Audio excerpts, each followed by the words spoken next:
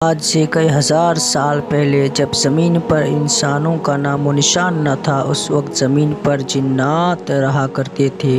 جنات کو اللہ تعالیٰ نے زمین پر اختیار دے رکھا تھا۔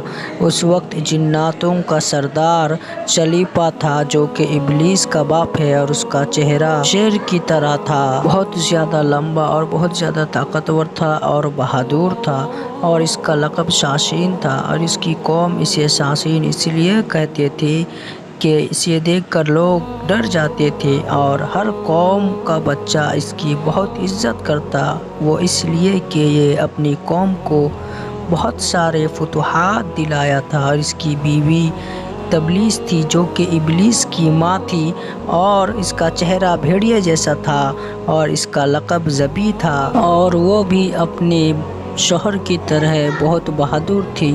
اپنے شوہر کے ساتھ مل کر بے تحاشا جنگیں لڑی، اور وہ اس حد تک بہادر تھی کہ جنات کے سارے بچوں کی زبان پر تھا کہ تبلیس کے ہوتے ہوئے دنیا کی کوئی طاقت ہمیں ہرا نہیں سکتی۔ اور جب جناتوں کی سرکشی حد سے زیادہ تجاوز کر گئی اور جھگڑے فساد سے زمین لرز اٹھے، تو اللہ تعالیٰ نے کہا فرشتوں سے، جاؤ سرکش جنات کو مار پھینکو۔ ابلیس کہتا ہے کہ فرشتوں اور جنات کے لڑائی میں میری ماں اس طرح بہادری کی جوہر دکھائی جس کی کوئی مثال نہیں، مگر فرشتوں کے سامنے جنات کی کوئی حیثیت نہیں۔ اور اس جنگ میں جنات کو بہت عبرتناک شکست ملی، اور جنات کی ساری قوم حیران ہو گئی، کیسے فرشتوں کے سامنے ہم کمزور پڑ گئے، اور فرشتے اس جنگ کو کیسے جیت گئے۔ اور اس جنگ میں بہت سے جنات کو قتل کر دیے گئے، اور بہت سے جنات بھاگ گئے، اور بہت سے جنات کو قید کر لیا گیا۔ اس جنگ میں شیطان بھی شامل تھا، جس کا نام عزازیل تھا۔ جب فرشتے قیدیوں کو لے کر اللہ کی بارگاہ میں حاضر ہوئے، تو اللہ کا حکم ہوا فرشتوں کو کہ عزازیل کی تربیت کی جائے، اور فرشتوں نے بہترین سے عزازیل کی تربیت کی۔ اللہ کے رتبے، اللہ کے ذات و جلال سے ابلیس یعنی عزازیل کو آشنا کیا، اور عبادت و ریاضت کا طریقہ سکھایا گیا، اور ادب سکھایا گیا، اور یہ سب کچھ یہ بہت جلد سیکھ گیا، اور اتنی عبادتیں کی کہ اللہ کے مقرب بندوں میں سے ہو گیا، اور اپنی قابلیت کے بنا پر فرشتوں کا سردار ہو گیا۔ مگر یہ یاد رہے کہ اللہ کا ایک ہمیشہ سے دستور ہے کہ وہ اپنی رائے کو سب سے الگ رکھتا ہے، اور اس کی کسی کو خبر نہیں ہوتی۔ اور اللہ فرماتا ہے، میں جسے چاہتا ہوں عزت دیتا ہوں، اور جسے چاہتا ہوں ذلت دیتا ہوں۔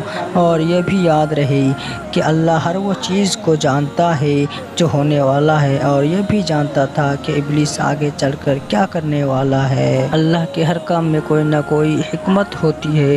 ایک دن ابلیس آسمان کا چکر لگاتا ہوا لوح محفوظ پر جا پہنچا، اور وہاں جا کر کیا دیکھتا ہے کہ لکھا ہوا ہے کہ ہمارا ایک ایسا بندہ ہے جسے ہم ہر طرح کی نعمتوں سے نوازیں گے، زمین سے آسمان پر پہنچائیں گے، اور آسمان سے جنت پر لے جائیں گے، مگر ہم اسے ایک کام کا حکم دیں گے جس کا وہ انکار کرے گا اور نافرمانی کر بیٹھے گا اور بغاوت پہ اتر آئے گا۔ عزازیل جب اس عبارت کو دیکھا تو حیرت زدہ ہو گیا، اور اپنے دل میں خیال کیا کہ ایسا احسان فراموش کون ہوگا۔ اور جب قریب سے جا کر دیکھا تو دیکھا اعوذ باللہ من الشیطان الرجیم، یہ پڑھ کر تقریباً 200 سال تک روتا رہا اور لعن و طعن کرتا رہا کہ کون ایسا بدبخت ہوگا جو اپنے رب کریم کی احسان فراموش کرے گا۔ پھر اللہ تعالیٰ کی بارگاہ میں جا کر عرض کرنے لگا، اے میرے رب، شیطان رجیم کون ہے جسے پناہ مانگنا چاہیے، اسے میں دیکھنا چاہتا ہوں۔ تو اللہ نے فرمایا سوف تراہ، تو اسے بہت جلد دیکھے گا۔ اور جب اللہ تعالیٰ نے حضرت آدم علیہ السلام کو بنا لیا تو تمام فرشتوں اور جنوں کو حکم دیا کہ حضرت آدم علیہ السلام کو سجدہ کرو، تو تمام فرشتوں نے حضرت آدم کو سجدہ کیا، مگر عزازیل یعنی ابلیس سجدہ کرنے سے انکار کر دیا۔ تو اللہ تعالیٰ نے ابلیس سے کہا، اے ابلیس، تجھے سجدہ کرنے سے کس چیز نے روکا؟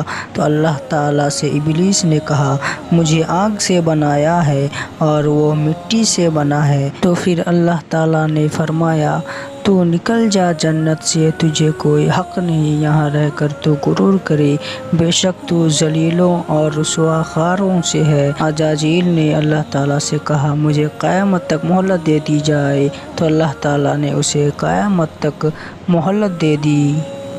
ابلیس نے کہا میں تیرے بندوں کو قیامت تک بھٹکاؤں گا، تو اللہ تعالیٰ نے کہا جو تیرے ساتھ ہوں گے میں انہیں تیرے ساتھ جہنم میں بھیجوں گا، اور جو میری بارگاہ میں توبہ کرے گا، میری بارگاہ میں آ کر گڑ گڑائے گا، میں اللہ اس کی توبہ قبول فرماؤں گا۔ اور جب تو میرے بندوں کو بھٹکائے گا اور میرے بندے جب میری بارگاہ میں توبہ کریں گے، میں اللہ اس کی توبہ کو قبول کرتا رہوں گا۔ اللہ کے ہر کام میں کوئی نہ کوئی مصلحت ہوتی ہے، یہ ہمارا امتحان تھا۔